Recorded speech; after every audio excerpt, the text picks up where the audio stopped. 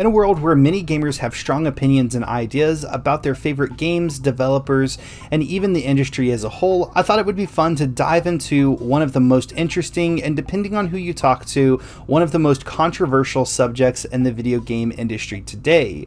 That is microtransactions, but more importantly, loot boxes and whether or not they should be considered gambling. So for the past several years and all of this console generation, we have seen a huge rise in games as a service, and with this, the rise of microtransactions. And one of the most hated and frowned upon microtransactions out there are loot boxes. But when talking about loot boxes, I think it's very important to keep in mind how these loot boxes are obtained and used. For instance, the game Forza Horizon 4 has what many would consider loot boxes, but you're only able to earn these by leveling up, completing challenges, and other in-game activities. There are no options in Forza Horizon 4 to purchase these loot boxes with actual currency, whereas other games such as Overwatch, Call of Duty, and Counter-Strike allow users to spend actual money on a random chance to unlock a highly sought-after piece of loot in a video game. This is a very important distinction when talking about whether or not loot boxes should be considered gambling. But another distinction is, of course, what do you consider gambling to be? Many of us use words so often it's easy to forget sometimes what they actually really mean. So here's the legal definition of gambling from uslegal.com. A person engages in gambling if he stakes or risks something of value upon the outcome of a contest of chance or a future contingent event, not under his control or influence, upon an agreement or understanding that he or someone else will receive something of value in the event of a certain outcome. So legal mumbo jumbo aside, what this is basically stating is that gambling is considered gambling if someone risks something of value for the chance or possible outcome of receiving something in value in return. So with this being said, the ability to buy loot boxes with real money and be given the opportunity to receive something of value in game, by legal definition, would be considered gambling. But there is still some room for interpretation, I think. As I've insinuated before, not all loot boxes fall so neatly into the legal gambling definition. The definition says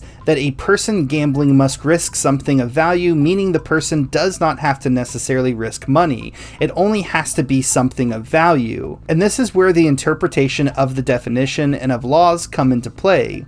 As I've said before, the game Forza Horizon 4 gives you loot boxes if you win or complete other in-game actions. Those loot boxes that you won did not cost you any money to earn, but they did cost you your time. And I hold my personal time very valuable, as I'm sure many of you do as well. So could you not then say, per legal definition, that all loot boxes should be considered gambling? But let's take it a bit further than that. When walking inside of a restaurant or store, many of you, I am sure, have seen those tiny little vending machines that you put a couple of quarters in, turn the knob, and a prize comes out. If we're going to consider loot boxes as gambling, why not also ban these small machines that so many kids every day play? You're risking money, which is valuable, for the chance of receiving something that you perceive as valuable as well. Following the legal definition, how would this not be considered gambling? So if we are going to consider loot boxes as gambling per the definition, should we not then consider many other things as gambling as well? Where do the lines between gambling and just harmless fun start and end? And to add to this, many people are calling for laws restricting loot boxes in games, as they say that it is promoting child gambling. And I agree with the statement that it is in fact promoting child gambling. And to add to this, I think that many gamers would be perfectly fine with loot boxes being taken out of games. But when the government gets involved, who is to say that their interpretation of gambling and mine or yours won't be different? Who is to say that all microtransactions won't be banned? How many gaming developers might have to cut costs, get rid of workers, or go completely out of business altogether? What unforeseen negative outcomes might come out of a decision like this?